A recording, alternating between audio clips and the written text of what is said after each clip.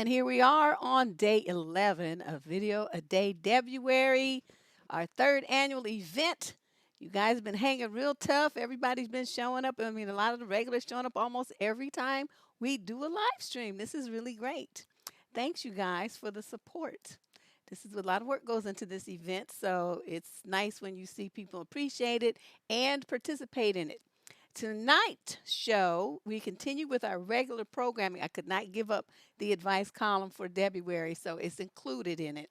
So every Tuesday, what we do here on this channel is a live stream with live, real time, on the spot advice answers. The questions come in from different sources. I don't know, different people send their questions in, and then they're compiled into a document. My cousin gives them to me or emails them to me, and then I read them for the first time and I hear it for the first time when you do.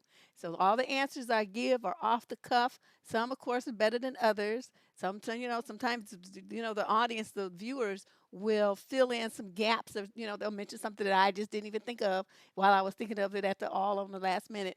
So be sure to read the chat stream too. I've always set these videos up so that the chat stream will replay when you watch the video. So you never have to miss anything and you can be part of the full experience of WTF Tuesday. Shall we get started? Let's see how many questions we have.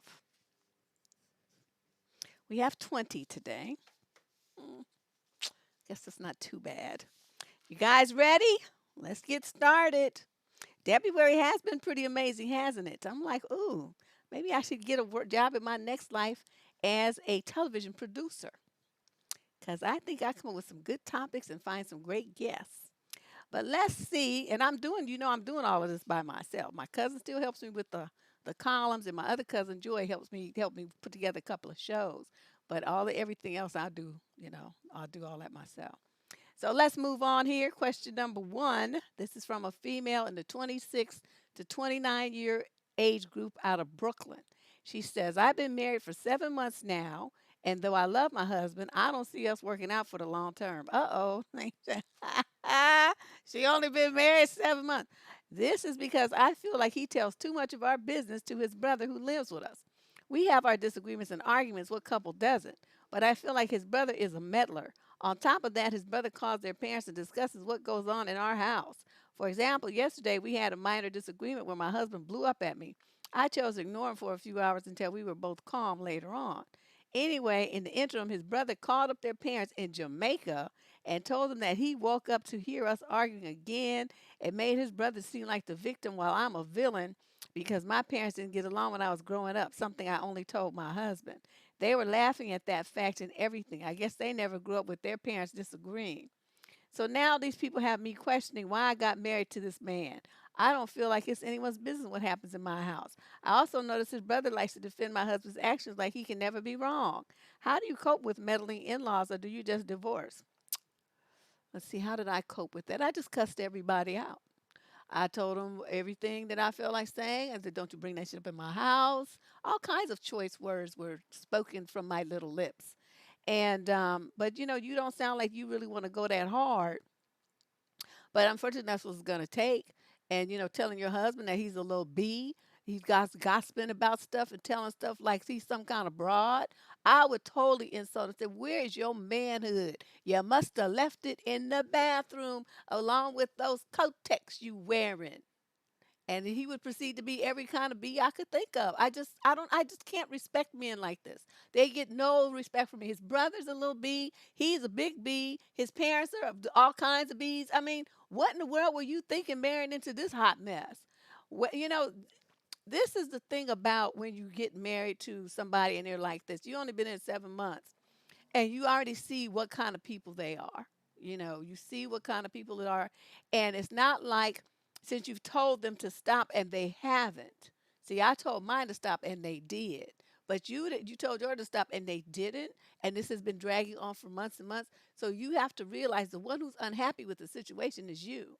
So you're the one who's going to have to make the change. They're fully satisfied with all this old hot mess stuff that they're stirring up.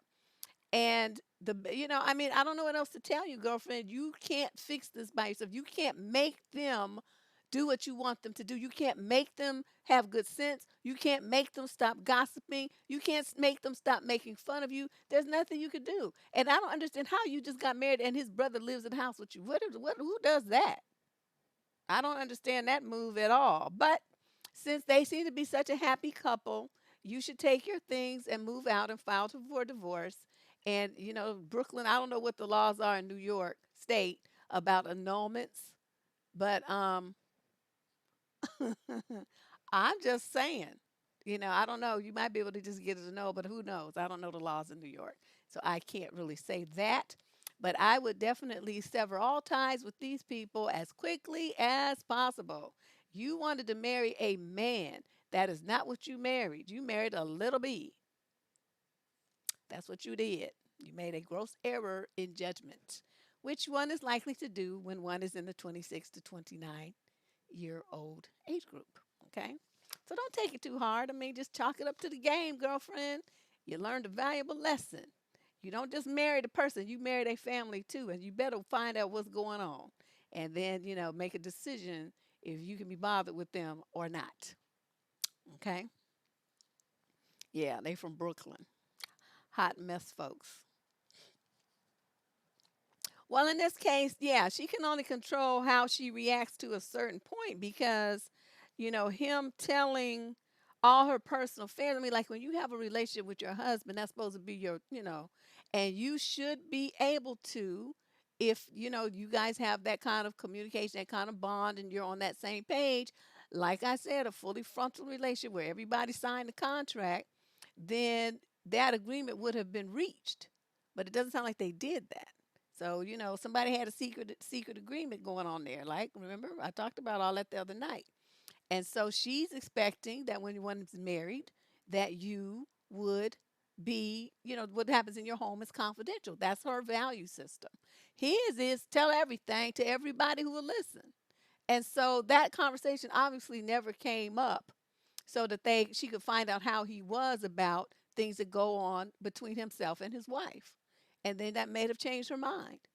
So these are things I got trying to get you guys to understand in the conversation I had the other day. You got to think about all this kind of stuff before you be signing on the dotted line talking about you want to be somebody's wife. You really have to know what you're doing, what you're getting into. Don't be writing no blank checks because then you end up like girlfriend here. Okay, so let's move on to question number 2. This is from a female 21 to 26 out of Bowling Green, wherever that is. It's only when we fight, but he does so in many ways. Does what in so many ways? Mostly verbal abuse. Oh, okay. I've told him it tears me apart when he calls me names such as dumb, idiot, and the C word and tells me I'm embarrassing and I need help. I ask him to stop. He says, quote, if anyone asked me not to call them a name, I still would. When I'm angry, I can't control myself. Is it so hard to ask for you to accept my anger? I asked it as hard to ask not to be called all those names. He tells me I'm rude for saying that after he just told me he can't control the fact that he calls me names. Is that a thing? Am I being a jerk for not understanding? Ooh, you poor thing. As for the physical abuse, his justification is when I raise my hands, I talk with my hands, by the way, he gets scared. So I'm gonna hit him. So he acts before I do. He pushed me to the sofa many times today, making my nose bleed with his weight on me so I couldn't breathe. I lost my glasses a few times in the process of falling hard to the sofa. He grabs my wrists and arms with his nails. And to top it off, I've had a set of rules to follow. I'm allowed to be sad, but I can't, quote, put my emotions on him.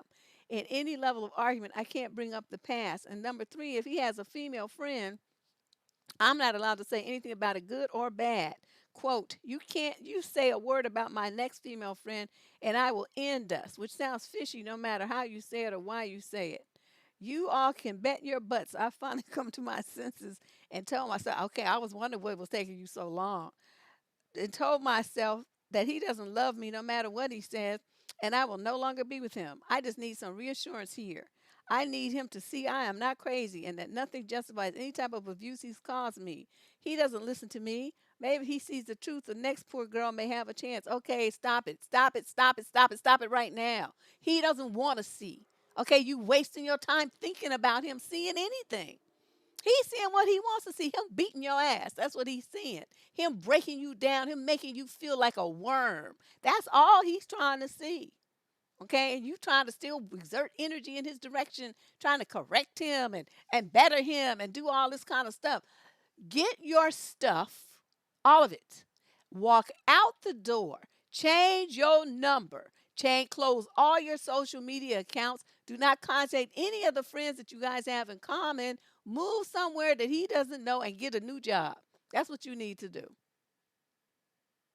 Because that's going to be the only way that you are going to separate yourself from this nonsense. And then when you do that, get your behind into some therapy because you need some desperately. Why you would let someone talk to you like that past the first time. I mean, you can't. Look, this is what I'm trying to tell people. You know, you train people, you teach people how to treat you and blah blah blah. No, you don't.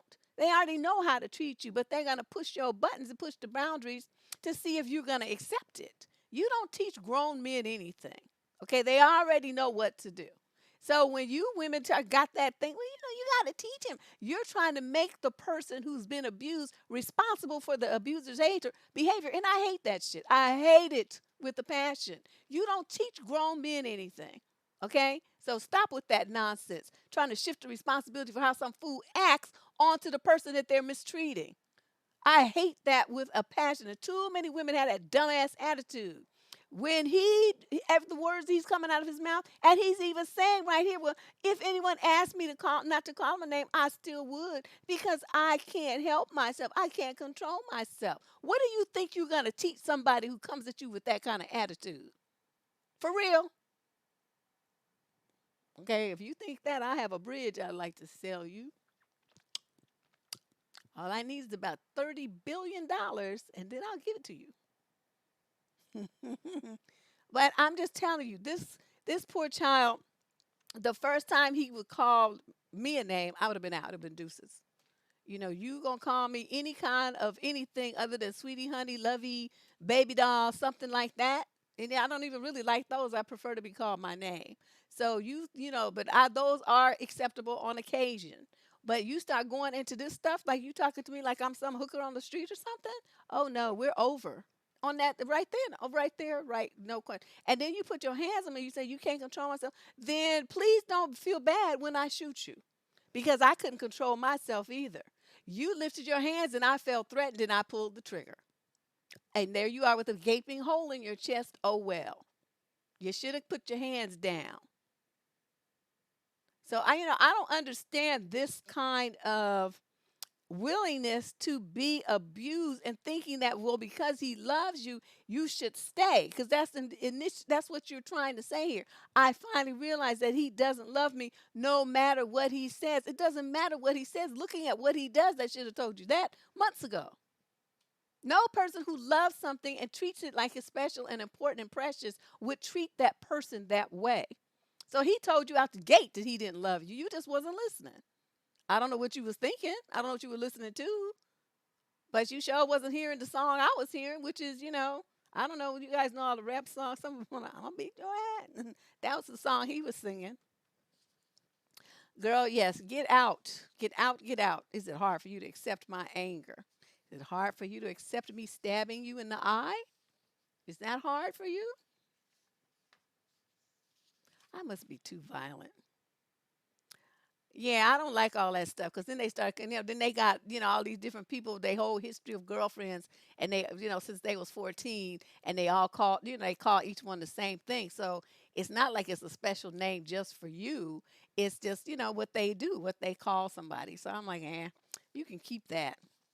Let's move on to letter number 3. We're on 3 of 20 if you just joined us. This is the live stream relationship advice column called WTF Tuesday. We do it every Tuesday, even if it's Debruary, we're still doing it anyway. All right, question number 3. This is from a young man in the 30 to 36 age group. Oh, he's right. He's from here in Oakland.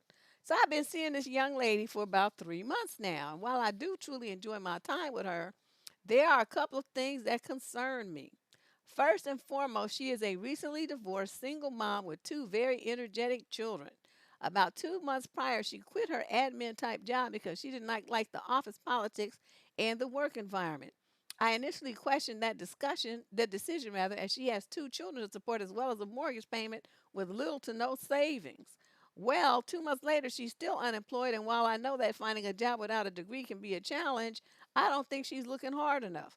I'll text her during the day, and apparently she's just hanging around the house doing different odds and ends, but not really job searching. I told her to consider taking a temp position so she can work her way into something and have cash in her pocket, but she says that's not an option for her. Long story short is that she's about to lose her house and can't even afford to put gas in her tank. Her family supports her at least where the kids are concerned, but it's somewhat frustrating because I'm the one that always has to pay for dates, and it's kind of tough to tell people that you are dating an unemployed single mom. Should I be patient or consider leaving the relationship? Your thoughts? You should tell her, look, and it's not about you paying for dates because that's what you should do, old dusty bum. Sitting up here complaining about paying for dates. You know the woman don't have the money. Please don't ever write me acting like that. Okay, that's stupid. You could have left that part out so we could have focused on the real issue here. Working at a temp job, okay, so she's gonna be making $14 an hour. Do you realize that she will be paying 10 or 12 of that for daycare? So when she says for two children, right? Energetic little kids, you said they're little. So when you consider the cost for her to go to work, plus the taxes and the commute costs and all that stuff, she's not making any money doing that. The best thing she probably could have done was, since she was going to be at home, was take in another kid or two to babysit for somebody, while she still looks to work, somebody who's in a crutch for childcare or something. She should have done something like that. If she's got, her own home, she could have easily done something like that. And she's a decent sort of person. But her family, I mean, she doesn't have any savings and she's about to lose her house. She might also be depressed because you say she's recently divorced. There's a grieving process there. So it's like you're kind of like a rebound person, and she hasn't really dealt with the whole failure of her marriage and what that means and all of that. Um, I don't know if if she's getting some child support.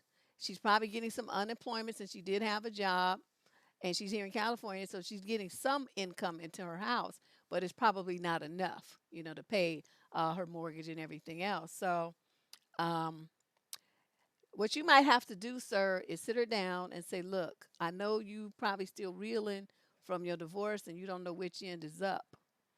I made some suggestions for you to make some money so you won't lose your house.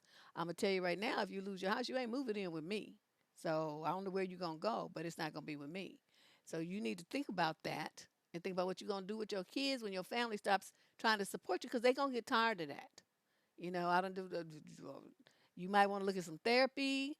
You might, if you ain't getting child support, you better take your happy behind down to the court and get some.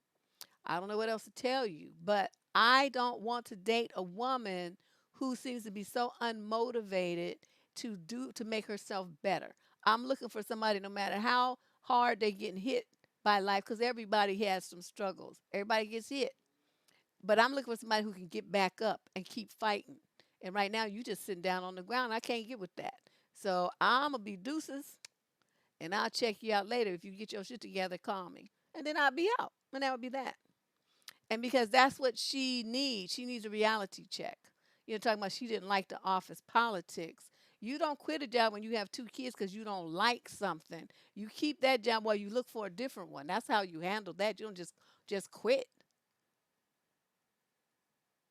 Now when you got kids, and when I was single, I would do that. Whew, I tell you all the stories about me walking out the door. I gave no fucks at all, and just would tell people, just get up and get my purse and be like leaving. And they'd be like, "Where are you going?" "Oh, I quit." "You can't quit. Watch me." "Yes, I can." "Well, what are we supposed to do?" "Not my problem," says Deborah. And then I would leave, and that would be that. I didn't care. I just don't care. You just not gonna talk to me crazy, and I'm not doing it. But I'm single. I was single then. I didn't have all that responsibility. I had money saved up. I could kick it like that. I wasn't worried, and I could always find temp work. So I could always, if I didn't have a permanent job, I could always pay my bills with that. When you type over 100 words a minute, you can always find work. And it's accurate. I could always find work doing something, and it would be paying pretty good because few people had my typing skill. So, yes, I advise you all, if you have daughters or even sons too, make sure they know how to type well. They can always work. All right, let's move on. But yeah, that's what you're going to do, sir. Question number 4. This is from a young woman, 21 to 26, from Ontario. So my boyfriend works 7 days a week from around 1 p.m. to 10 or 11 at night. I feel like we hardly ever have quality time together apart when we're on holiday or have a friend or family event to go to occasionally. I work from home, so we get a little time together in the morning, maybe an hour or two at the night, but I feel like it's not enough. I've asked him if he could take 1 day a week off from work, but he isn't happy to because of making less money, even though he could change to 6 days a week if he wanted to. So then I said, forthrightly, but still he feels he is losing out on too much money. So now recently got him to agree to at least once a month, even though I feel it's not going to be enough, but I'm trying to compromise. It does make me feel pretty rubbish though, to be honest, and I feel like he doesn't want to spend time with me and that money means more to him than time with me. Plus, I work only 4 to 5 days a week, so I feel pretty lonely a lot of the time. Yes, I have family and friends, but they also have their own partners, work, kids, etc., so they aren't always available. I crave time with him so much, but he asks us if we get lots of time together as we live together and see each other every morning and night. It makes me question if he loves me like I love him. We've also talked about starting a family in the near future, but as much as I'm ready for that, I don't want to be bringing kids up alone and him never be around. We've been together 2 years, by the way. Am I being unfair to want more time? And before you ask, yes, he was working the same job when I met him, but I asked him at the start if he would consider working less in the near future, and he said yes. But I still get the same answer, quote, soon, and I feel soon will never come. What are your thoughts on the situation? You messed up. What'd you move in with him for? See, this is the thing about you young girls. Y'all don't have no kind of game at all.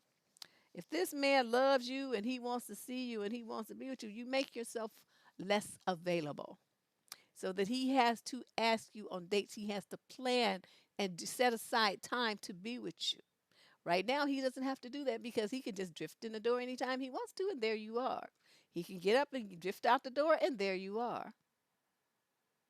On the weekend, at night, in the morning, whenever, there you are. So he's getting what he wants.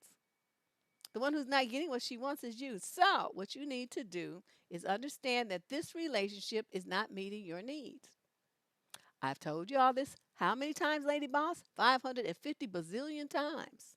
Anytime you're in a relationship with a man and he is not meeting your needs in that relationship, you let it go.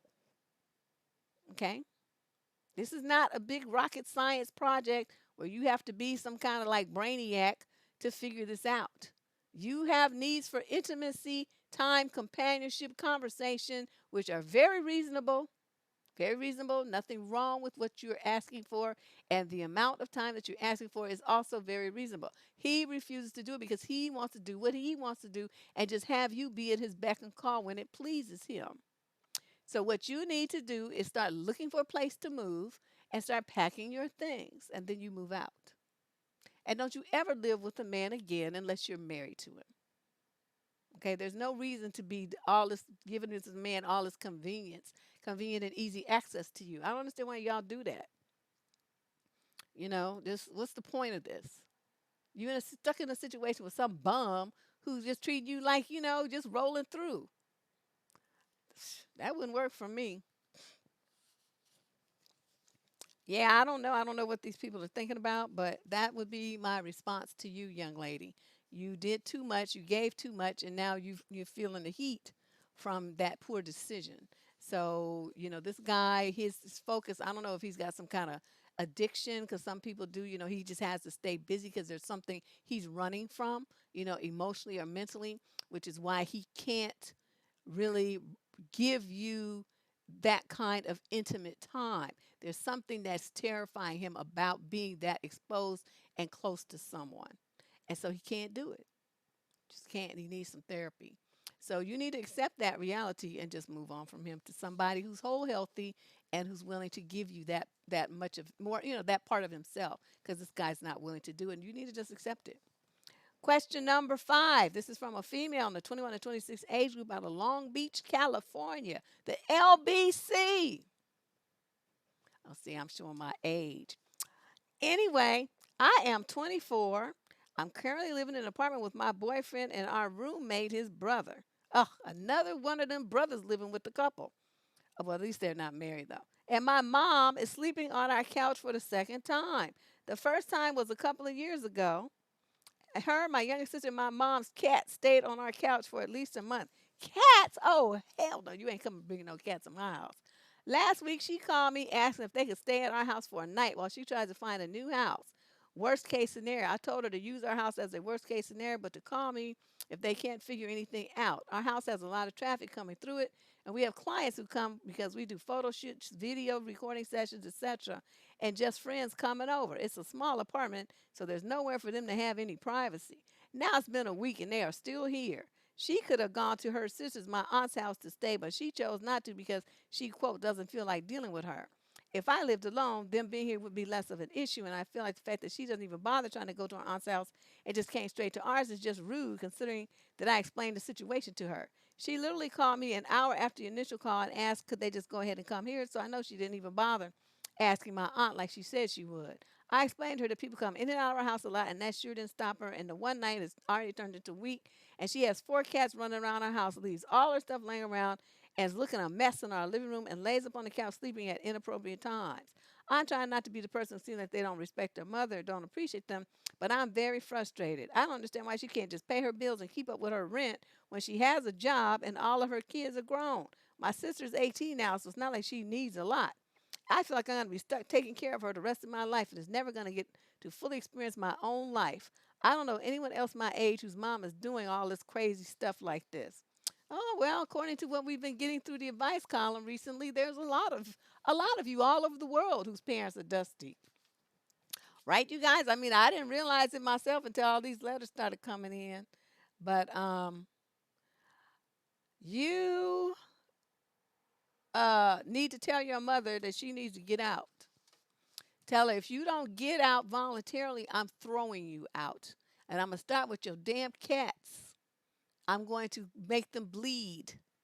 Okay, so you either get out with your cats alive and in one piece, or you'll be getting out and your cats will be dead. It'll be one of those two choices. And see, people say, how could you say that? That's kind of cruel. You're looking for something that will motivate your mother, that's highly motivational for her. Whether you actually do it or not is not the point. The point is that that's what you're going to tell her that you're going to do. And you're going to look very serious when you're talking about it because you say, I'm sick of these damn cats. I'm sick of you. I want all y'all up out of my house. And don't ever think about coming back here. Go to your sister's house. Get out. You're ruining my life. Just get out. And if she don't want to get out, then just open the door and start pitching her stuff out. Because see, she doesn't have any kind of rental agreement there. She's not a tenant. And you better get her out before whatever. Where are you? Oh, you in California. Okay, yeah, you got to get her out before she's been there too long. I think it's 3 weeks or is it a month or something? Anyway, because after that, then they become a tenant. Okay, so then you're going to have to like formally evict her. Get her out now before that happens. She's like right now just a guest. So she don't have no legal rights for nothing. You can pitch her stuff outside if you want to. Do it this weekend. Tomorrow, what, isn't tomorrow a holiday? Pitch it.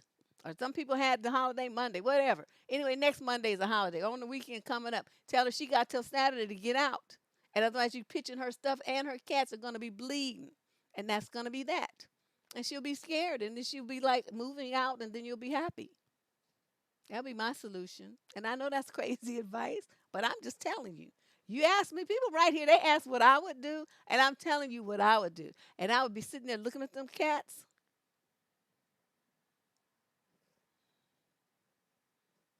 And them cats would probably run from me, but because they can sense danger. But nah, they would not be doing that at my house. And I don't know why you told her as a last resort. You should have told her under no resort was she coming there. She already been there one time. Okay, one time is an emergency situation. Twice is a habit. Okay, so short of her house burning down or something, where she was just like scorched and then coming out the hospital with nothing, there's no reason she should have been at your house. She made a series of poor decisions, And what you keep doing is running in there codependently saving her and putting your old boyfriend and whoever else is coming up, your businesses and everything else at risk because you're trying to take care of your mother. So you talking about you feel like you're never going to have your life. You are going to have your life because you're going to start having some boundaries and you're going to start telling your dusty mama, no, no, you're not coming here. No, you're not bringing no cats in my house. No, you're not even going to visit. Let's meet at Starbucks. I'll see you there. Don't let her back in your house. She can't be trusted. Man, this is terrible. I'm telling you, Queen Eveline. See, that's my girl. I'm telling you, she would want to be. She would be running up out of my house because she would be like, "Oh no, you gonna kill my animals." I'm like, "Damn, Skippy, and you too. You keep staying here. Keep it up. You're gonna be missing. Be on one of them TV shows. We don't know what happened to her. She left and took her cats one night, and we ain't seen her since. And I just be sitting up there looking totally innocent. You know, sociopaths can do that. Just look totally innocent and like butter wouldn't melt in their mouth. But yeah, she would not know. You got to do something about her, and that's what I suggest you do. Question number 6, male 30 to 36 out of the UK. There's a woman at my job who texts me from time to time, and we have normal chit chat banter at work. Last week, she sent me a text saying that we have a lot in common, and if her husband died, she'd go for me. What? Her husband is a cop, and the last thing I do is get involved with a married woman. Should I just try not to ever talk to her again? Dude, you need to tell her, look, I want you to, okay, first of all, okay, she texts you from time to time. How'd she get your number? What is this from a work phone, maybe? So you can't really change the number. It must be something like that. It's your work phone. But what you need to do is be very clear. And if I were you, I would text this to her and say, you know, your last comment crossed the line. I'm not trying to be interested in you now or ever, whether you're married, your husband, you and broke up, or any other under any other circumstances. We're coworkers, and that's this and that all. And I want you to do this so that it's documented. You see what I'm saying here, sir? You can't say it. Don't call her on the phone and say it because then she could deny that that's what the conversation was. You want to text it to her, and then you're going to save that text forever. That's what you're going to do. If you had a way to, I don't know, sometimes you can download stuff and print it out or whatever you're going to do. Because if anything jumps off fishy, her husband gets jealous or something, starts wanting to come after you, or, you know, want to be acting a fool at the job, or she says you were the one who was initiating it and tries to get you in some kind of sexual harassment suit, you're going to need evidence. I can't believe you this dumb and you don't know this. Never try to talk to her again. You better cover your butt first before you never talk to her again. So you say all of that and you tell her, don't do this. Okay? I will talk to you from now on only at work and only about work related things. Please do not text me after business hours ever again. This is very inappropriate and you crossed the line and I don't like it. I want it to stop. Those are the phrases that you have to use to protect yourself from a sexual harassment suit. Okay, follow what I'm saying. All you men, I'll be trying to like, well, I don't want to do all of that. I don't do all of that. You know, that's unnecessary. You better do what I said. Do exactly what I said and use those exact words to protect your silly self because you don't have enough sense to do it by yourself. I'm telling you how to do it. So you can protect yourself from her crazy, might be jealous husband, as well as make sure that if anybody loses their job there, it will be her, not you. Okay, do what I'm telling you to do. Do it today. Unbelievable. Ooh, he might enjoy the attention, but it sound like he did until she said that. Because the reality checked in. Wait a minute, her husband's a cop. He got a gun. And you know, law enforcement officers have the highest rate of domestic violence of anybody. Because they be on that power trip. Them and prison guards and them kind of people. Deputy sheriffs, all them. They don't know how to leave that power play stuff at home at work. So they bring it home. And be trying to beat up on somebody and control his body, slam people around and all that kind of stuff. So, you know, don't automatically think he's enjoying the intention. I'm sure it was flattering for a second. But then, you know, you can tell the guy's scared. I mean, you don't pick that up. You think it's all about him getting attention? The man is scared. Okay? I mean, And he says it right here. The last thing I do is get involved with a married woman. I mean, why do you think he enjoys that attention? That's a very negative thing to say when he clearly says otherwise. So I don't know. Y'all be on some special stuff sometimes. I can't with you. Question number 7, male, 21 to 26, out of Tuskegee, Alabama. I live with my 45-year-old mother who takes all of my disability money. I am 22 and I'm disabled. I'm currently receiving disability benefits of $800 a month. My mother charges me rent $400, utilities $200. Don't nobody use no $200 worth of utilities, and food $100, and miscellaneous stuff $100 a month. This takes all of my money, every last cent. My mother has control over my money because my doctors don't think I can take care of my own finances, so she can do whatever she wants as long as my basic needs are met, which they are. I cannot drive. I am confined to a wheelchair. I have no friends and I am severely depressed. All I can do is sit in my room and be on the computer or watch TV. I want out of this situation, but I don't know what to do. I cannot live on my own since I cannot take care of myself. I want to be able to go to a movie or out to eat or go to a mall. I want to be able to do things now while I still kind of enjoy them.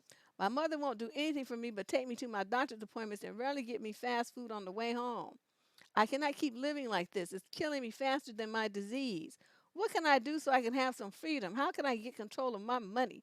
No one listens to me or cares about my problems. My psychiatrist says I am depressed because I'm going to die soon, but that isn't the reason. I'm depressed because I have no freedom. Okay, when you go next time to the doctor, because you're in there and your mother has to wait outside or wherever she's going to do, you ask to use the phone or you report financial abuse to your doctor. They are supposed to, at that point, being mandated reporters, file a report with Adult Protective Services. Now, normally Adult Protective Services is, they consider that to be seniors, but it also applies to people over the age of 18 who are disabled. Did you know that? You're also protected under Adult Protective Services laws, just like seniors are. What your mother's doing is called financial abuse. Now, there's no reason, even in a home situation where people, all their money actually does go, it comes straight from the state to, home for their care and stuff, they still get some of the money because they, want to buy, like, I don't know, candy bars, cigarettes or something. They get some of their cash. You get nothing. That's cruel and that's ridiculous. So what you do is we make that report. Tell your doctor to make a report on your behalf, and then they will send a social worker out to the house to investigate. At that point, you tell them what's going on and tell them how you're miserable and it's like emotional and financial abuse. That's what your mother is doing. She's keeping you prisoner. That's also one of the kinds of abuse. Isolation. Um, so, I'm racking up just off the top of my head, I'm getting three different kinds of abuses that your mother is doing to you. So that would be my suggestion. Your doctor is a mandated reporter, so is your psychiatrist. If you give them a report and saying, I am being abused emotionally, psychologically, financially, and I'm being isolated, I'm being tortured, this and that, I need help, I need Adult Protective Services to intervene on my behalf, they have to file a report. That's they have to do that. If they don't, they could lose their license. Okay. So they'll come, and investigate, and that's when you sing like a canary and tell it all. Now, what you have to be prepared for, sir, is that they will remove you from the house, which they can do, or they will you will become, like the court will become your guardian. They'll, put you under conservatorship, in which case they will get your money and then they will pay your mother what they think she should have. The rest will go to you. That to me sounds like the best option since you still have your faculties. I mean, you could write. This was very clearly written. There's no, your punctuation's better than people that's not disabled. And your spelling and grammar and everything else. So obviously your brain is working just fine. So that means that you would have, the right to make these decisions, and they wouldn't make you conserved because of incapacity. They would make you conserved to protect you. So it would be a completely different thing. But start with making a report to your doctor and or psychiatrist about these abuses and see what happens. And I bet you your mother will be put in check. And once they get control of your money and they start doling out to her, she won't have control anymore. And that'll shut her down. Okay, let's move on to question number 8. This is female 18 to 21 out of Boise, Idaho. I went on a date with a guy. I'm 20, he's 19, that I matched on multiple dating apps and have been talking to since Thanksgiving. We went to dinner, he paid, and we went back to my place and watched Netflix for 6 hours. Oh my God, all this detail. I don't need to know how many seconds you watch Netflix. Nothing happened, just hand holding and cuddling. The night before, he told me he wanted to be something more. So I thought he was pretty interested in me. We continued talking after the date, and I assumed that if he wasn't interested, he would have ghosted me. We're talking like 2 hour long conversations almost every night. Last night, he told me he was talking to other people, which I was fine with because we'd only gone on one date, and that he wanted to stay just friends. I was pretty blindsided, but I understood. I didn't talk to him for 2 days. And then he commented on a selfie on Snapchat, giving me a compliment. He made me feel really confused. We haven't talked since then, and I think we're on all right terms. But now I can't seem to get over it. This was the closest I've had to been to a relationship of any kind. And I think I'm holding on to the idea of him and the attention I was getting and think I miss just having someone I look forward to talking with every day. I've been trying desperately to get back on the dating apps, but nothing feels the same. How do I stop thinking about him? How do I keep myself from texting him again? How do I get over an ex who's not really my ex? You're full of a lot of fantasies, aren't you? Poor little thing. Okay, first of all, you're older than him. You're 20, he was only 19. Do you really think a 19-year-old guy is looking for some kind of commitment? That's the part that just amazes me about young girls. Y'all thinking you're gonna have, you have stars in your eyes and thinking that it's gonna be happily ever after and stuff with these little boys that you be meeting. They're not thinking about nothing like that. They just want to have a good time. That's it. Secondly, and I'm gonna tell you all of this, y'all who want to be talking to fools on the phone for 2, 3 hours all night, all this stuff. What are you doing? What are you doing? If he want to talk to you that kind of talk like that, he's supposed to be taking you out on a date. That's what dating is for. Okay, you don't get to date on the phone, sir, taking up somebody's time when they should be doing something sensible. If you want to talk to me like that, you need to be taking me on a date. So y'all that just give yourself to men for free like that, they don't have to make any investment in you whatsoever. Nothing. They don't have to get clean. They don't have to bathe, get a haircut, wash their car, drive nowhere. I'm not even talking about spending the money yet. I'm talking about making effort to see you. Set up a date. Think about it. Make it interesting. Think about what you like. Talk to you about what you like. You know what I mean? Make an effort. Invest something of himself. Y'all don't make him do that. You just tell him everything he needs to know on the phone, and you talk too much anyway. So she did all of that, thinking that, this guy, because he said that he wanted to be something more, all he wanted to be more of was to have some eggplant. That's what he wanted to do. And since you didn't really make a move, he decided to move on to greener pastures. That's all it was. So you fantasizing that this is that you thinking about him and all this stuff, texting him. Why would you do that? Don't embarrass yourself like that. Don't be just so desperate and dumb. You're gonna be texting some dude that don't even want you. Delete his number out of your phone. That's what you need to do before you do something stupid and embarrass yourself. Because see these dudes, some of them are just rogue. Like if I was a dude, oh man, I would hurt everybody's feelings. Some girl, I don't want to be bothered with you, and I told you I'm seeing other people. I mean, what else you want me to tell you? And so then you gonna keep texting me, and I have a bad temper. Okay, so now here come the text that's gonna blow your hair back. B, I'm not interested in you. You stank blankly blank blank. Don't you can't you take a hint? I don't want to talk to you. I don't want nothing to do with you. I can't stand you. I'm trying to let you down easy, but you're too stupid to take a hint. Okay, that's what I would text her. Now, I'm saying these things to you ladies so you can understand how men on the other end feel. They might be too polite to say that to you, but that's what they're feeling. That's what they're thinking. Okay, but because they have been raised properly in the right home, they're not going to say it. But you know what? He shouldn't have to say it because you should have that much sense to know that that's what he means and to leave that man alone. And the same goes in reverse. dudes, trying to get something going and the woman don't call you back. She got short answers when she talks to you. She avoids you. Okay, same thing in reverse. Okay, she don't want to be bothered with you. You stink. Okay, same thing. So you people who just make a bugaboo of yourselves are just acting stupid and demeaning and degrading yourself, groveling and showing how much self-esteem you don't have. Stop it. Leave this boy alone. Delete his number from your phone and stop this. Stay off them damn swipey things. Oh my God. I'm still waiting to hear a good story about. That's what I was saying, Queen Eveline. Ooh, let me think about that. I had a new dude in my life. Oh shit, sometimes every day. I'm not saying I was sleeping with him, but I sure was going through him. I had no time for nothing.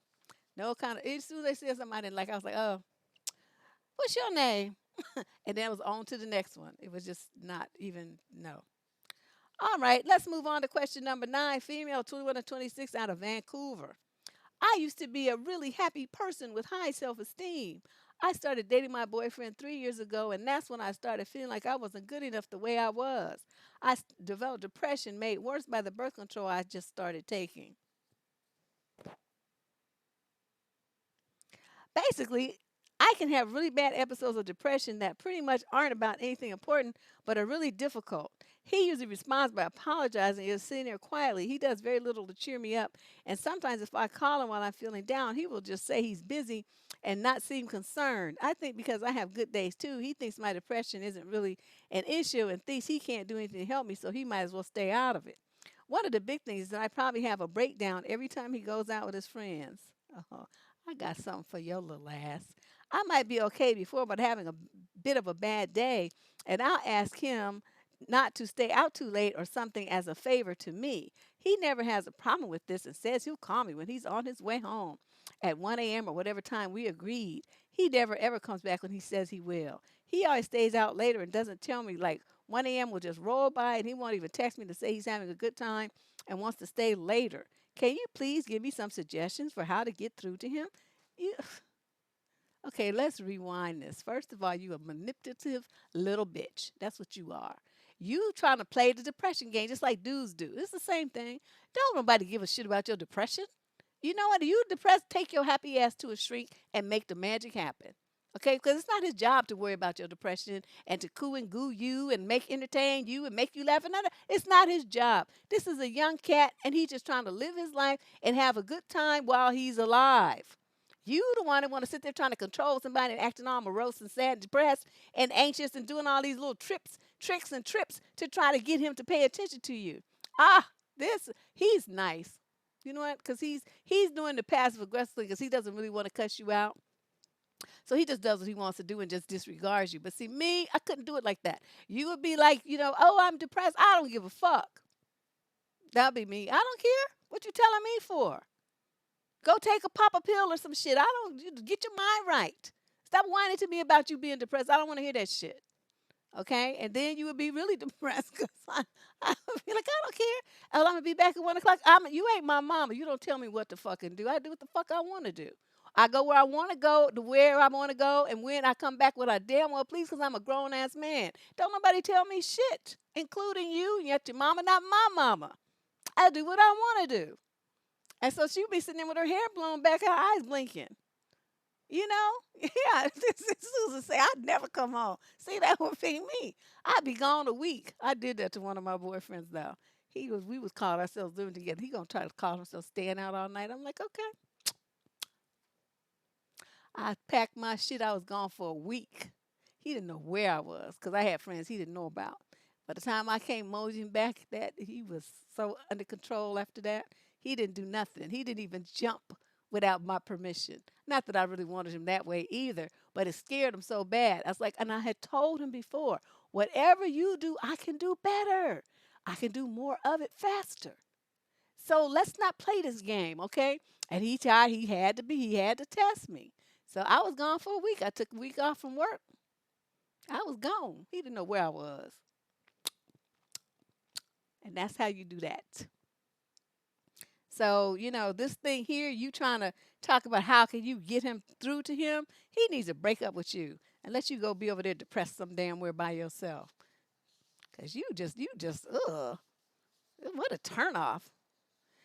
And this like you started dating this guy, and that's when you started feeling like you weren't good enough, and you started taking birth control that made you depressed more. Well, why did you keep taking it? Why did you just break up so you weren't be doing anything where you needed birth control and you could just be get your mind right in the interim? Basically, this is just a hot mess and a big fail. She needs her butt kicked. She needs a slapping. That's what she needs. Like how remember how Mo used to slap Curly and Larry? Pap, pap, pap. That's what she needs. One of those kind of slaps. Question number 10, male 30 to 36 out the UK. I can't talk to my friends or anyone about this. I just want your opinion. I've been dating a woman from an app. Oh, here we go. For about 6 months. I'm 31. She's 28. She's great. Beautiful, smart, supportive, fun, and sexy. The total package. We haven't had the exclusivity conversation yet, but we usually spend the weekends at one of our two apartments. She frequently gets calls from an ex from her high school and college days. She will leave the room to take the call. She says, "Excuse me," then jumps out of bed. The first couple of times I asked if everything was okay, and she just said, "Oh, it's my ex boyfriend, Tommy. He just needs someone to talk to." I haven't told her this bothers me yet because I don't want to seem insecure, insensitive, or controlling. She says he has problems and feels guilty for dumping him because he dropped out of college and was on a downward spiral. She's dated other guys since, but it's part of his support system. But I did ask her to shut off the phone or ring her when we go to bed now, but she says no. How would you react in my situation? If I were her, I would cuss you out. First of all, you at somebody's house every weekend, and you all up in her face, and you taking up all her time, but you don't want to have an exclusivity conversation, and you thinking that you had a right to tell somebody to turn off their phone. She's not in a relationship like that with you, sir. She has not agreed to that. Refer back to the video I just did the other day about these covert agreements. So, see, you having all these expectations. And you're afraid to say anything because you already know it's stupid to have them under the circumstances under which you are relating to this individual. Neither one of you have had the conversation where you're going to commit and be exclusive to each other and understand what that means and where this relationship is going to be trying to go and how other people don't belong in it in a relationship for two, things of that nature. You haven't had that conversation. So she can talk to whoever she wants to anytime she pleases. Now, if she was your girlfriend and y'all had a commitment and y'all talking about getting married and all this kind of stuff, working towards something serious, well, I'm sure she would tell homeboy, look, you need to find another support system because you're interfering in my with me and my future husband, and I can't have that. But see, you're just like in limbo. You got her in limbo, and so she feels like she can do whatever she wants to, and so does dude, because he knows you too stupid to man up and put and stake a claim on your lady. Big weasel ass baby punk. Oh my God. Yeah. But I mean, she's not his girl because he hasn't taken a step. And I'm like, psh, it's just too common though for guys that want to do this. They want to just like keep everything free and easy and they don't want to put a label on it and they don't want to have no ties and they just but then they have these emotional expectations of you having these ties to them while they do this dance. No, we're not going to do that. Either we both all the way in or we both all the way out. You don't get to tell me nothing, and we're not, we haven't had that conversation that agreed upon what we're going to be doing here and how we're going to be doing it and what steps we're going to take to get to the next level. That's an adult conversation, sir, that you haven't had. But you mad because she talking to her ex, which is stupid. I mean, really, why are you worrying about your ex? I wouldn't care what he did. Talking about he needs somebody to talk to. Call 411 and talk to the operator. I don't care who you talk to, but it's not going to be me. That's all I'm going to tell you. Question number 11, female 21 to 26 out of Los Angeles. This guy rather, and I have been chatting in person more and more frequently. We are coworkers, but only work a few hours a week together. I almost always see him checking me out from afar, and he initiates conversation when we are around each other. One day, I messaged him outside of work. Well, how do people get all these folks' phone numbers from work? I just don't get it. Must be work phones. That's all I can think of. To show that I am interested. He seems very short when we message, but in person, he talks up a storm. I ended up asking if he wanted to grab a drink one day over text, in which case he replied hours later, saying he didn't see it and was busy helping his friend. So far, he has done nothing to initiate us hanging outside of work, and I'm sure as heck not going to ask again. Am I wasting my time here? He acts interested in person, but then he never initiates anything further. I give up as you should, you idiot. Just because he's looking at stuff, that don't mean he wants you. Not like that. And you chat and stuff and everything, but you got to realize one thing here. Not everybody wants to have a relationship at their job. It's too risky. So it could be no matter how much he's interested in you, he's going to put the brakes on because why? Oh, say it with me now. You work together. Okay? And the number one rule about that is never get your honey where you makes your money.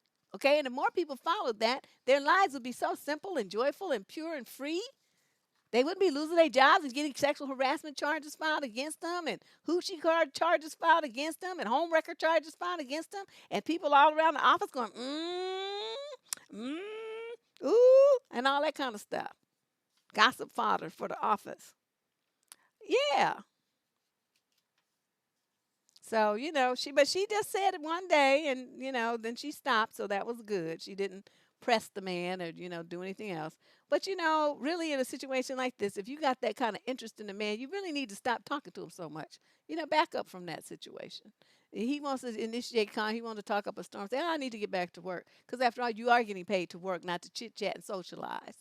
Okay. And as your supervisor, I would remind you of that. And if I had to remind you twice, then I would be writing you up to remind you of how serious I am. So before you get to that step is taken, and people notice that you get called in, you need to stop this. Okay, you there to work, not to be trying to get your swerve on. Question number 12 of 20. We got 20 questions today on WTF Tuesday, our live stream relationship advice. We are on day 11 of Video a Day Debruary here on the Debsrism channel. I hope you are enjoying today's show. Got a lot of great stuff coming up too for the rest of the month. So if you're not a subscriber already to this lovely, wonderful channel, join us. Join us. Come here, little girl, little boy. Have some candy. Just hit the subscription button. I'm just making silly jokes. I need wine. That's what it is. These people making me need a drink. Okay, female question number 12, female 26 to 29 out of Toronto. I started talking to this guy online 3 months ago, and we met in January, like way early in the month. Then we went on a date at the end of the month. I asked him yesterday, when are we going out again? And he said next month. Am I missing something here? I never heard of this, and it has me wondering if we were dating or just friends. He texts me frequently, though, and that's not one sided. We're both interested by phone. I'm not sure what to make of it. What do you think? I think that he's dating other people and you in a rotation. That's what I think. You seeing somebody once a month, once every 3 to 4 weeks or something, that's not serious. You're not dating him. You just kicked it. So don't you dare sleep with him. Okay, don't be stupid. You're going to be getting your feelings involved in a situation where no feelings should ever be involved, ever. Okay, this guy is just somebody that sees you when he don't have nothing else to do. That's essentially what's going on here. So you sitting up here wondering and having all these thoughts and focusing on him and stuff. You need something to do with yourself. You need to go get a second job or a hobby, or join a club, or do something. Go to the gym. I mean, do something constructive with your time. Otherwise, than sitting around thinking about idiots that you met online. He's crazy. And you crazy for thinking about him. It's nice that you went on a date and go on a date another 3 or 4 weeks later, and then another date another 3 or 4 weeks later. The other option is, as I was talking, I just thought of that, is dude is so broke that he got to save up the money, and it takes him 3 to 4 weeks to save up the money to go on a date. I don't know. But it is a possibility, because we don't know nothing about what dude is doing. But I think you're in a rotation, and that's just the best you're going to get. Question number 13, female 18 to 21, Louisiana. I'm sorry, but my mother is too old to foster any kids. She's damn near 70 and she lacks the patience for it. She can barely handle my 2-year-old niece, and watching both her and the 3-year-old foster kid with behavioral issues is just too much. I keep on trying to tell her that maybe she can get a job at a grocery store to help with bills instead of taking on unnecessary stress. She thinks that no one will hire her because she's old. She needs help paying the bills, and I only make minimum wage. I just graduated from high school a year ago, and I'm going to community college. Well, dang, how old was your mother when she had you? She must have been in her 50s. Wait, she's graduated her. Okay, yeah, like maybe 49, 50 years old or something. 50 to early 50s. Dang, that's dumb. We ain't trying to have no babies at that age. Um, I just graduated high school a year ago, and I'm going to community college. So see, you know more than 20. No, this 3 year old has problems, and she's several behavioral problems stemming from her background. I understand that she wants to help other kids, and she helped us every day, but she's constantly yelling at this little girl. The little girl raised her hand up to hit my mother and other things that I won't say. My mother's never dealt with kids with behavioral problems, and she is just too old for this. It's enough watching my 2 year old niece and her. My mother will be 70 years old this year. She has high blood pressure, diabetes, and starting to get arthritis in her hands. She has missed several of her doctor's appointments, running back and forth with the social worker, taking the little girl to her visits. I don't want to get sick because she's on several different medications. She must mean I don't want her to get sick. I don't know. The social workers aren't taking this girl to any of her visits. Every day she is yelling at this girl, and the girl throws fits and screams. She is going to end up in the hospital. How do I tell the social worker that my mother doesn't need to foster any kids? What you do is you call the state and you report a situation as being detrimental to your mother's health. And I understand she's trying to do it because she want to have some money, and she also wants to try to help somebody. But as you pointed out, her health is just not there for this kind of demand, and she's too old. Now there are some very healthy 70-year-olds, but your mama ain't one of them. Okay, she's not one of them. She's not like a spry, where they have 7 year olds that don't take any medications. They walk everywhere they want to go. They involved in sports. They go work out at the gym. They do all kind of stuff. And they just happen to be 70. Well, your mother is not one of those. And so, I guess you could start with the social worker and say you need to make arrangements to replace this little girl somewhere else. This is not going to work out. And if you don't get her up out of here, I'm going to call the state and report you, because this is abuse of an elder right here. This is ridiculous. And so they'll remove her like that. You start threatening to call the state, and see people be scared their agency will lose its license, which means they all lose their jobs, and it's just going to be a big drama. So they'll snatch her out. And then that problem will be that. And then you tell them take the license that your mother got to do foster care away, and so she can't do that. And they always are hiring seniors at Walmart. So I don't know what she's talking about. She can go down there and she can do whatever she want to do. They have stuff there. Question number 14. Female, 21 to 26 in Houston.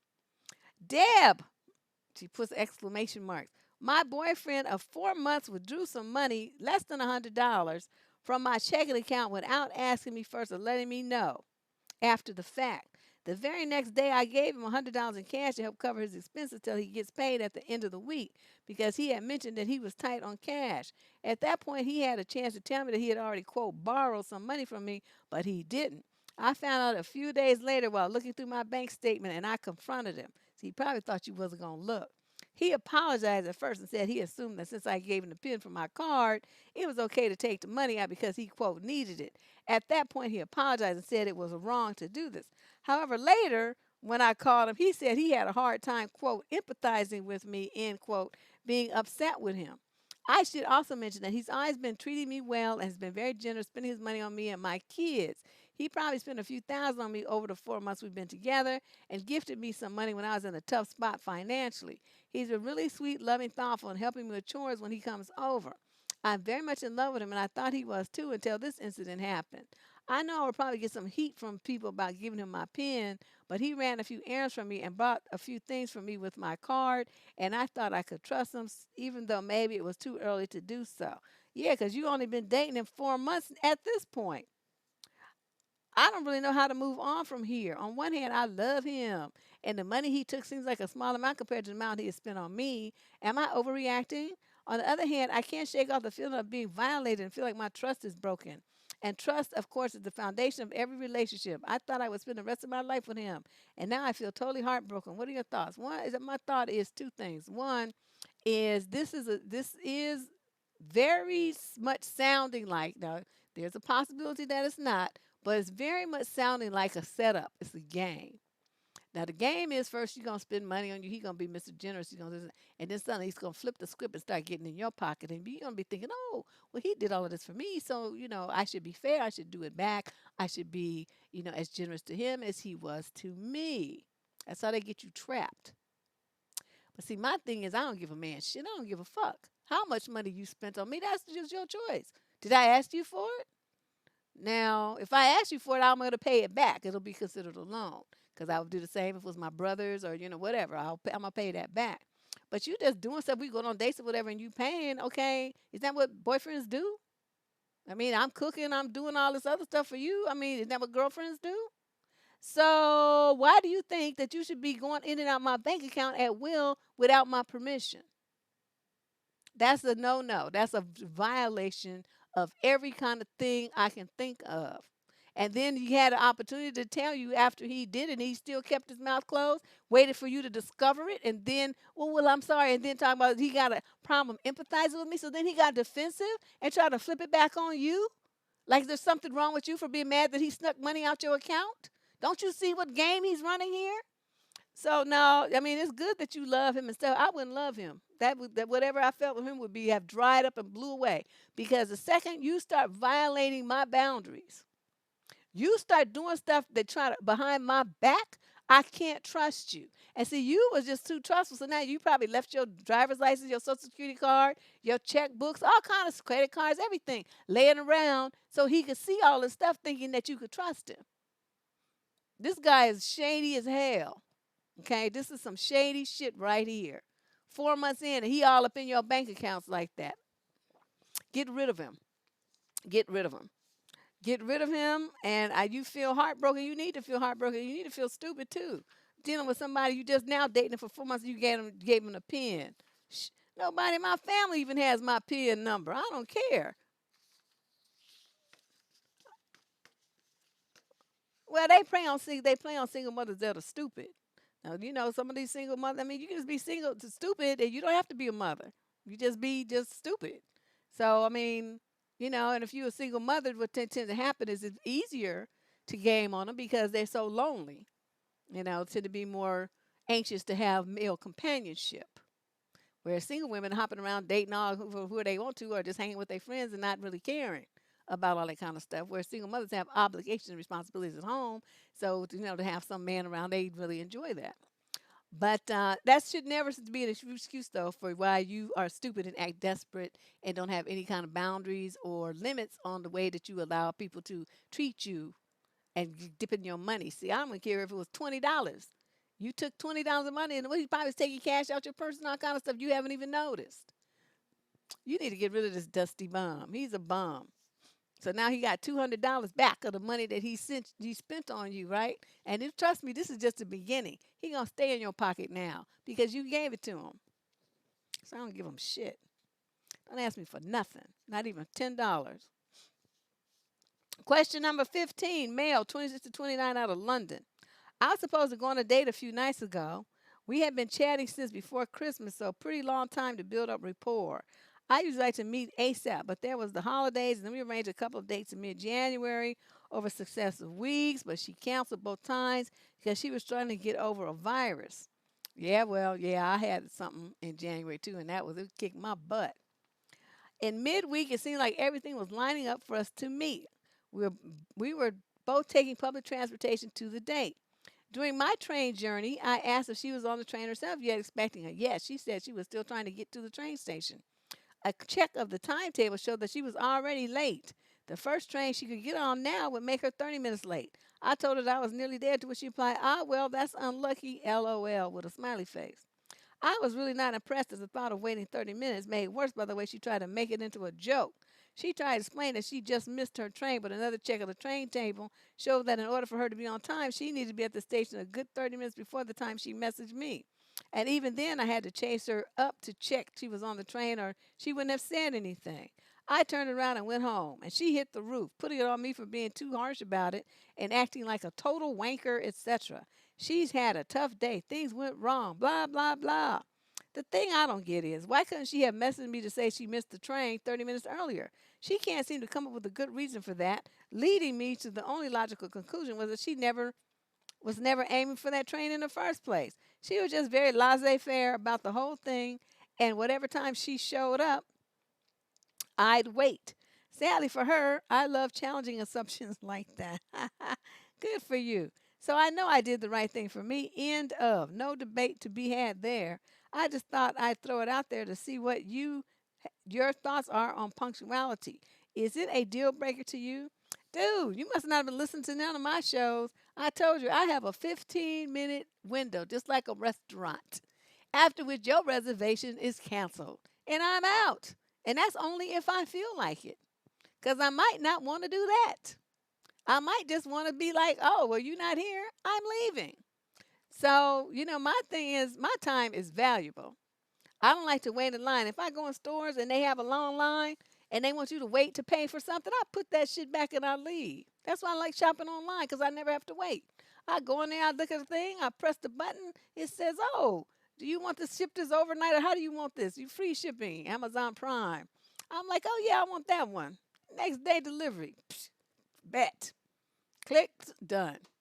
See what I mean? Make it easy for me to spend my money.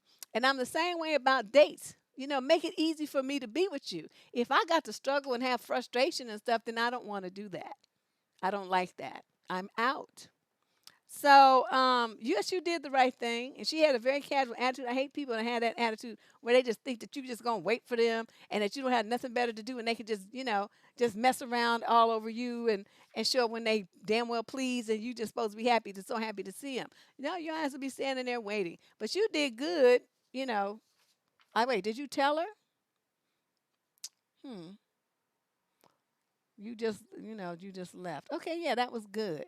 Yeah, let her show up there and wait for you for a change. Yeah, I'll be right there. Just come and wait for me. I had to run a quick errand, but I should be back about 10 minutes after you get there. Leave her ass on that plane train platform. And then when she calls talking about, well, where are you? Say, oh, back at home. I'm back at my house. Well, what, you had me waiting here? Yep, just like you had me waiting. Now you get to see what it feels like. Not a good feeling, is it? Bye bye. And hang up. That's how I play people like that. Yeah, I'll be right there. I'm on my way, I say. I'm on my way. I'll be sitting right there with my feet up like this on the couch. Feet up, just relaxing. Remote in my hand. I'm not doing that. All right, let's move on to question number 16. Female, 26 to 29, out of Vancouver. I've been in a relationship for 3 years and things have gotten very comfortable. We're still very much in love with each other, but the day to day running of things, I feel like the romance and flirting has died out. I don't think he feels the same way, though, and I'm afraid to ask him. How can I get my boyfriend to engage in more flirtation and romantic endeavors without coming across as demanding or high maintenance? Hmm, 3 years. That's a long time. Why are people always in love with somebody that just makes it boring or the relationship sucks? I mean, again, see, you say, I don't think he feels the same way. Why are you worried about what he thinks? This is about you, lady. Again, I just, Lady Boss, we back to that same thing. If a man is not giving you the relationship that you want, you chuck up the deuces and be peace out. There's no discussion about this. There's no compromise. There's no need to be going back and forth and talking to him about it over and over and over. You tell him one time, this relationship is boring. It's not romantic. You just like a bump on the log. It's not exciting and stuff. It's not sexy being with you. You're just boring. And you're not turning me on at all. What you gonna do about it? And then he just might say nothing. I'm happy with things the way that they are. Why are you tripping? In which case you understand that this is the best he's offering, and then you just say, okay, well, I don't want a relationship like this, so I'm out. Okay, bye. It was nice while it lasted. And then that's it. You just be gone. I don't understand why this is so hard for y'all. You want to be, you want to try to make this man change. He is what he is. And if he were feeling those kind of romantic feelings about you, then he would be showing them. The fact that he's not means he's not feeling it. He's just too comfortable. He doesn't have the butterflies anymore. You don't have them, and he doesn't have them. And your 3 years has now ended. So just, call it a wrap and move on. I don't know why people, you see it, the 3 years, you had 3 good years, that's long enough. Let's move on now. Question number 17, female, 26 to 29 out of Vallejo. Never in a million years did I think this would happen to me, Deb, as I am very strict with my birth control and have never been even had so much as a scare in all the years I've been active. But I ended up being late, and yesterday I took tests which all came out positive. Deb, I already know what I'm going to do because the father and I are no longer together, although we do speak to each other from time to time. I'm only 27 and not ready for a kid. I am planning on terminating it, but I don't know if I should tell him or not. Well, let me tell you how this is going to go. If you told him you're a dummy, why? You're broken up. What is it that you think you're going to? Okay, you're looking for something. The fact that you think you should tell him you want something to come from this, what is it? Be honest with yourself. What you want him to say? Oh my God, let's get married and raise our baby. I'm so sorry we broke up. I'll act better. I love you. That's what you're looking for, like a Hollywood ending? Is that it? Is that what you want? Be honest with yourself, because I'm picking up some vibes here. Otherwise, this wouldn't even be a discussion. You would even have wrote me to ask this question. You would have just handled your business, and then that would have been the end of it. But the fact that you lingering over it and you want to like make this big dramatic announcement and stuff, you're being stupid. You just said at 27 you don't want one. Okay, so what would you tell him for? So he could rub it in your face? Well, don't think whose is it? Or something hurt your feelings? Or like, well, I don't want no, and then you're going to be all in your feelings about that too. What would you expose yourself to that nonsense for? You all broke up. That means he didn't want you and you didn't want him. Okay, so to bring a baby into a mess like that would be stupid. Stupid, stupid, double stupid. Like stupid with so many stupids after it's like into infinity and beyond, like Buzz Lightyear said. Don't do that. Don't tell him crap. Go and handle your business. If you want to, you can tell him after. But don't tell him before. You can just have a bunch of emotional, oh my God, our child. Y'all kill me with these drama moments that you be trying to set up. Just doing the most. Whew. Question number 18. 18 to 20. We're nearing the end. I'm going to slap her into having some good sense. Yeah, he'll cock her into keeping it and then decide he don't want to be a daddy after all. She'll be a 27-year-old single mama looking stupid when she could have just handled her business and been all about her business and away from his dusty butt and away from his dusty butt baby. But now she want to have this big dramatic scene. Ooh, I cannot roll my eyes hard enough.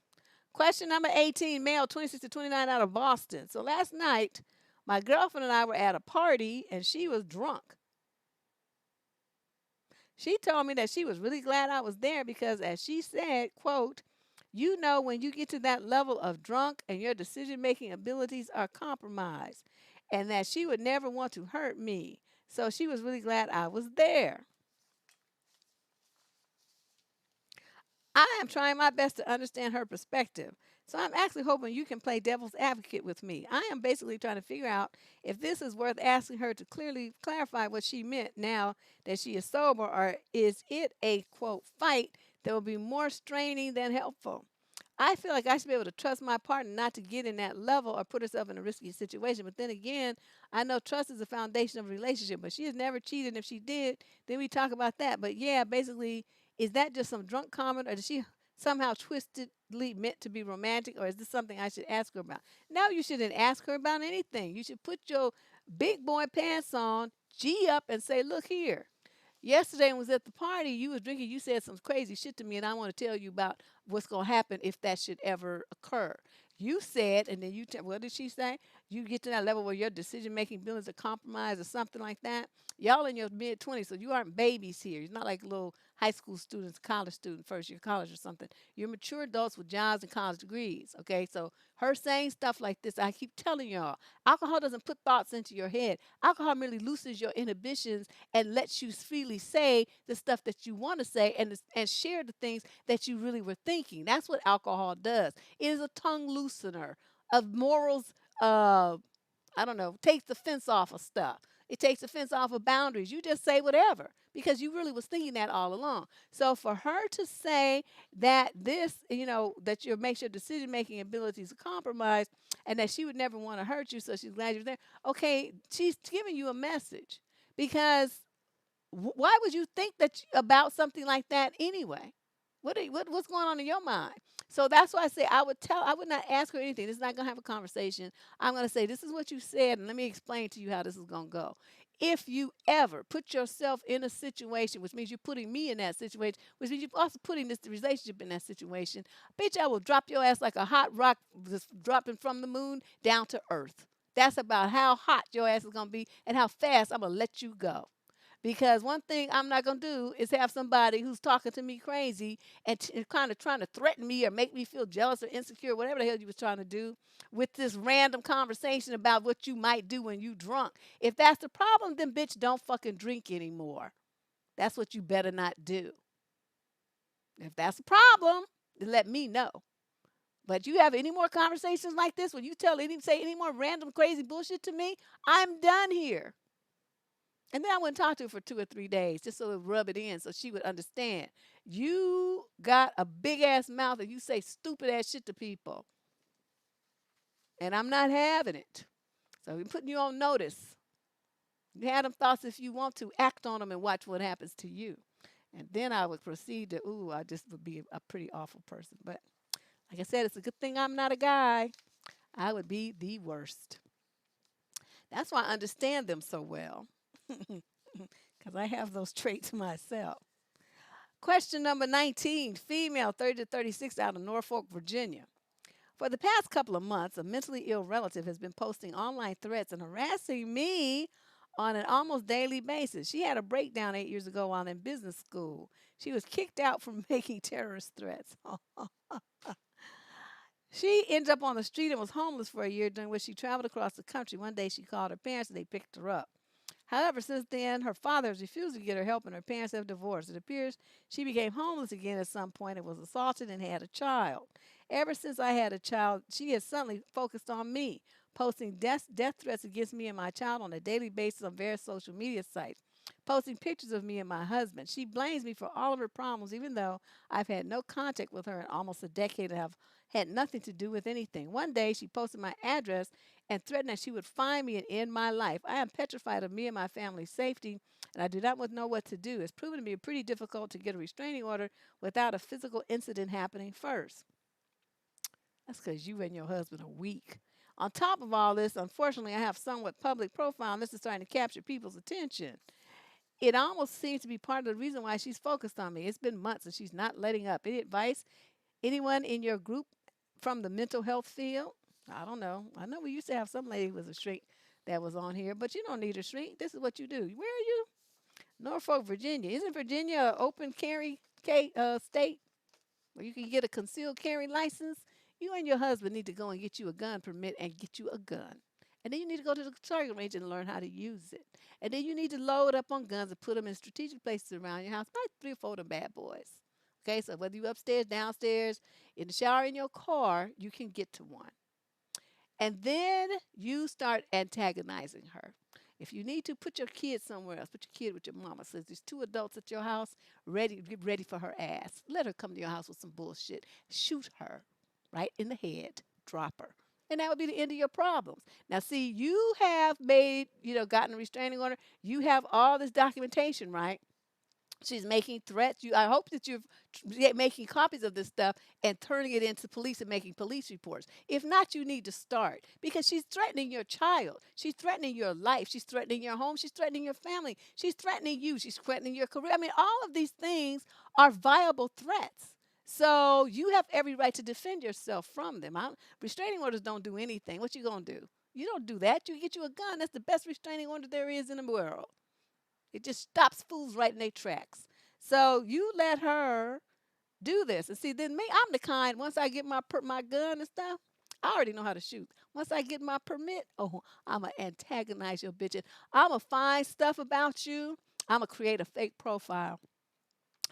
And I'm going to put up stuff like, that she got kicked out of business school because she made terrorist threats. And she was homeless. And then she was homeless all over the streets and doing who knows what. So now she ended up with some miscellaneous stray fool's baby. Don't nobody know who that baby's daddy is. She don't even know. I would say so much rude, nasty shit about her, and it would make her mad, right? But see, what you're doing, what she feels powerful because you're running scared. That's not how you treat somebody like this. You always fight fire with a flamethrower. I keep telling y'all that. You run scared. They feel powerful because they feel like they're getting the upper hand. You don't ever let some bitch get the upper hand on you. Never, ever, ever do you do that. Never. And so she doing all this, oh, I would wear her ass out. I would find pictures of her when she was on the street or so. I'd look for something.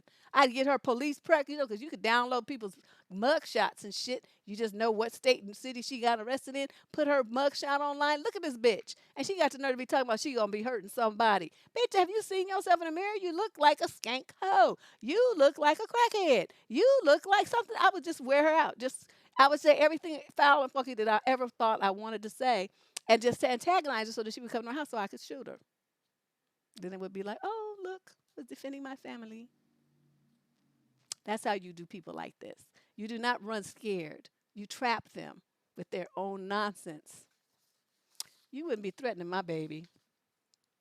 You could threaten me all you want to, but once you threaten my child, all bets are off and your ass is mine. That's it. There's no conversation about that. You can't say nothing that's going to save you. So, I mean, that would just be it. Yep, you got to step up, take control. You do not let no heifers threaten you like that, especially, like I said, when you live in a concealed, a state where you can have a license to have a concealed weapon.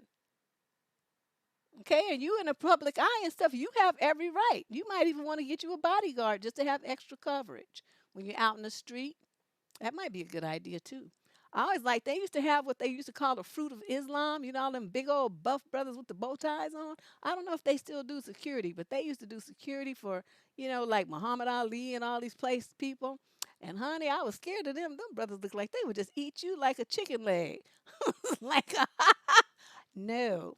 But yeah, that's how I would do her. She would have got one time to act a fool, and after that, I would have taken my gloves off, and started chewing her up. She would have wished she had not done that. Especially like I said, once you cross the line and start talking about what you're gonna do to my baby, it's over. I say, you got a baby too, and whatever you think you're gonna do to mine, I'm gonna do to yours and to you. So now we're gonna get a twofer. So, I don't know. I just like to talk a lot of shit, but the thing is, I will back mine up. But I will talk shit to you and talk talk you to death first. Okay, and here's our last question of the day. Oh my God, that last letter pissed me off so much. I'm like in a sweat right now because I want to go get this broad myself. I just want to get her. I want to get her. Now, you can't be afraid. Don't be afraid of anything. Don't be afraid of anybody. It's pointless. Because, a lot of people are like, well, I might die. Okay, well, you're going to die one day anyway. So what's the point? Why be afraid of it? Everybody who's born is going to die. Did you ever think of that? There's no way around it. You was born, you're going to die. Every second in between, you on your way to dying. That's the reality. So whether it happens quick or whether it happens fast, whether it happens today or whether it happens 20 years from now, you're still gonna die. Okay? And I would rather die in a blaze of glory, taking out some bitch who was trying to hurt my baby, than I would to die in a hospital bed rotting away from something. MRSA or something. No, I don't want to do that. So, yeah, you just think about it. You die for the stuff that's worth dying for. And to me, protecting my child is one of those things, especially some little kid, some grown woman. No. Okay, our last question. This is from a woman, 37 to 45, out of Atlanta. I'm a 40-year-old mother currently in the dating world. I struggle with jealousy and obsessive thoughts. I'll try my best to get straight to the point. Thank you, Jesus. I think all men cheat and want really young women like teenagers. As you can imagine, this is a huge barrier to me having a happy relationship. I have two questions for you, Deb. Number one, are there other women who also have these beliefs, or am I the only one?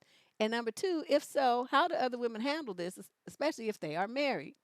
Is it a struggle for men not to think about eggplants when they see a young, attractive female? I'm not attacking men, so don't please do not criticize me for asking these questions. This is a real struggle for me. I have a teenage daughter of whom I vow that no man I'm dating will ever meet her. Your advice is greatly appreciated. Well, let me start from the bottom and go work up. That's probably a good idea because a lot of things, the mama's boyfriend and stepfather's crap, that is a big no-no, and it's always some BS. Even men you living with them, I mean, any of the uncles, all of them around the little teenage girls, little young girls and stuff. No, just don't do that. Okay, so that I don't have you. I'm in full agreement with you there. Now the question though is why you doing it. Sounds like you would be doing it mainly because you'd be feeling jealous and insecure, like he would want her more than he would want you. But whatever the reason is, protect your daughter. Okay, so that's kind of a moot point. Now let's move on. You want to talk about is it a struggle for men not to think about it when they see a young, attractive female? Of course they're gonna think about it, but that doesn't mean they're gonna act on it. Shoot, you think I don't think about it when I see a young, hot looking dude? I practically break my neck looking at that. My eyes roll around in my head. All kind of stuff happens. I start having all kind of flashbacks of when I was young and could have got that. I'm sure men do the same thing, but you know what? As a mature adults, we don't act on everything that we think. We enjoy the 20 seconds of fantasy, and then we go on with our life because we have something at home that is more important to us, that is richer, that has more value, that has history, that we love. Okay? So, yeah, you can look at that. Just like, okay, you know that you like strawberry ice cream, but you go into don't we all do this? We come to the store, we gonna get us a strawberry ice cream cone. But you walk your ass into Haagen-Dazs or wherever you go. Don't you look at all the flavors and remark at how good that tasty and that looks, and then you get your strawberry ice cream cone and you go home. It's the same principle. Everybody looks because it's different. But that doesn't mean that you want to take it home. And that's the part that you're getting lost in. You're getting stuck in that part. Okay? That's how I look at it. It's just like, going to a candy store, ice cream store. So what? Um, Now, this thing about you struggling with jealousy and stuff, that means you think all men will cheat? Well, I don't know. It's really funny because I was having this conversation not only with my cousin, but with a couple of my friends too. After Joyce's video the other day, and I noticed some comments in the chat room and on the wall and stuff, and people were really having a problem with her perception, with her statement that men are going to do what they do.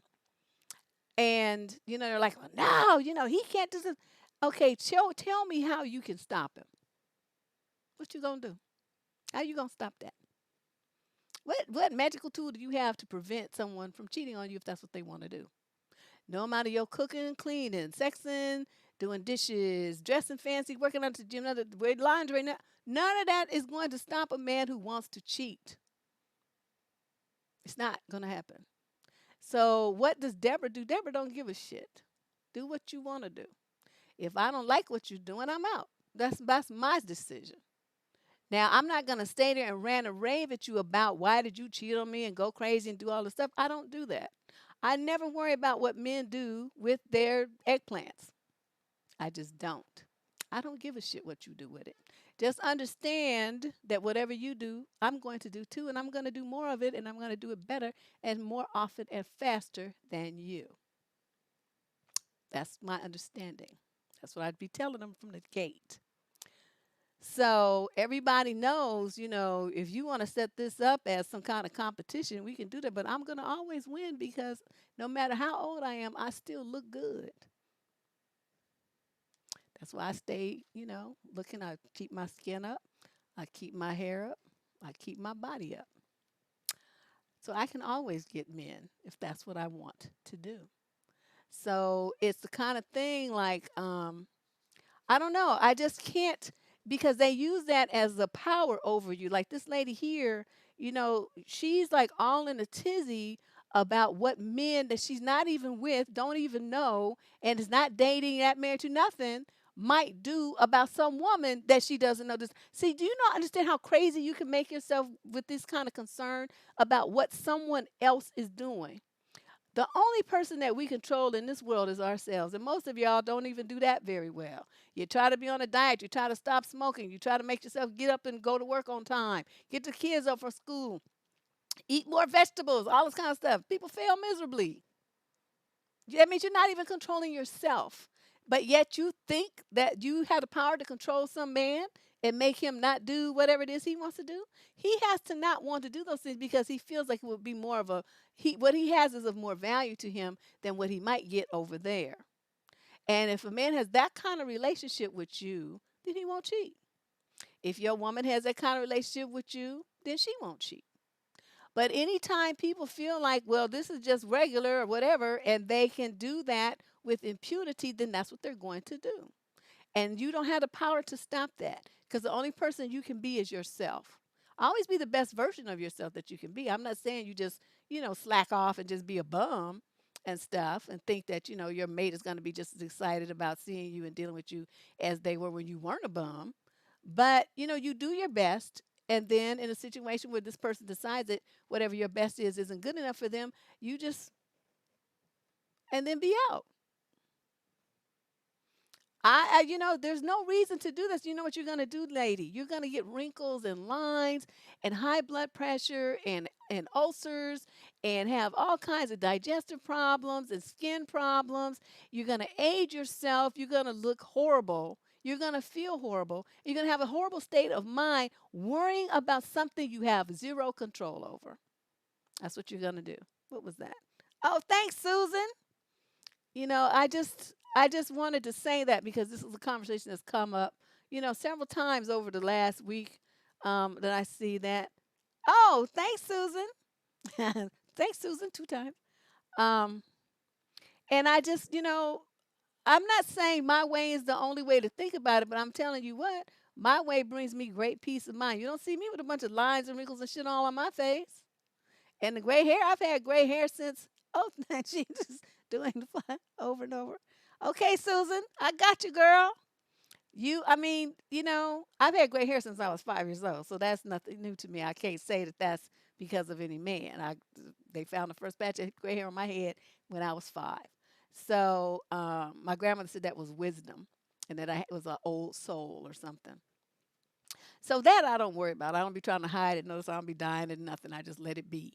But I just wanted to say that to you ladies because I think it's important for you to kind of get a grip on yourselves and stop thinking that if a man does that, that it means there's something wrong with you, that you're somehow less, you're not good enough. It doesn't mean that. It just means that whatever it is he's looking for, he feels like it's going to be over there. And so he's gone over there to find it. And if you don't want him coming back to you after he's been over there looking, then you know the answer to this question is very simple. Just cut him off and move on to somebody else.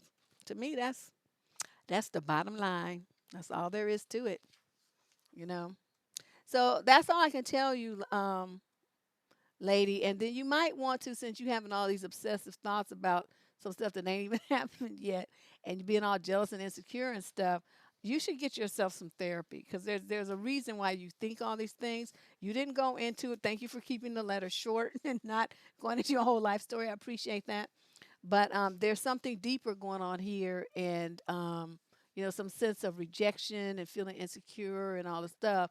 Your self-esteem is kind of shaky, and so you're measuring your self-esteem on whether this guy, stays with you or cheats on you or not. And yet, like that's something to say about how valuable you are as a woman, how beautiful you are, how sexy you are, how anything. It has nothing to do with you. It's about him and his own insecurities and his quest for something to fill him up that's external instead of him filling himself up from inside. And when people are confident and have high self-esteem, that's what they're able to do. When people have low self-esteem and they're looking for validation from other people, they need that other source to make them feel good about themselves. So understand that. It's nothing to do with you. And you can't fix that. You're not a shrink unless that's your line of work and you want to work on your man for free.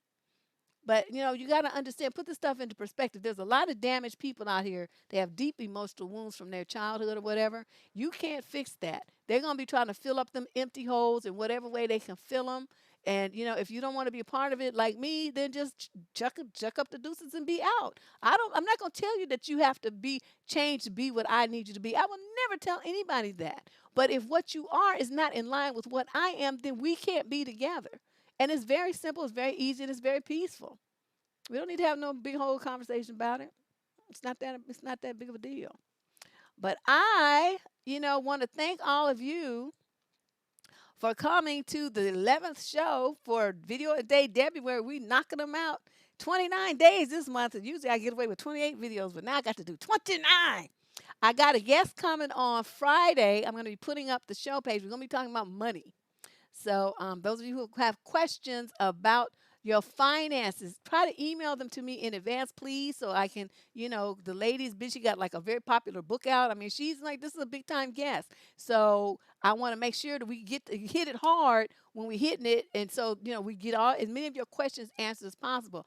I'm going to really try to concentrate on that. So, if you have a question about money, about saving, about investments, about, recovering from debts, anything along those lines that you want to ask our guest on Friday, email the question in advance to survivingdating@gmail.com.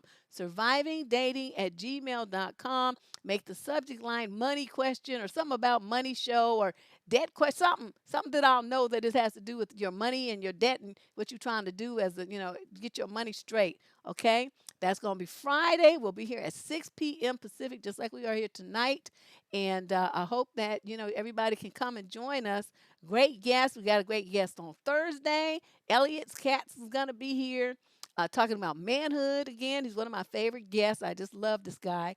And I don't remember what I'm doing on Wednesday. Oh, yeah, I think that's going to be the show, one of the shows with me and my cousin airing, but I'm not positive. But anyway, whatever's going on is going to be great. It's going to be fabulous, just like you guys are. This is Deb Cooper from survivingdating.com. Thank you all for coming, and special thanks to my moderator, Lady Boss, always got my back. I will see you all on Thursday. Bye bye.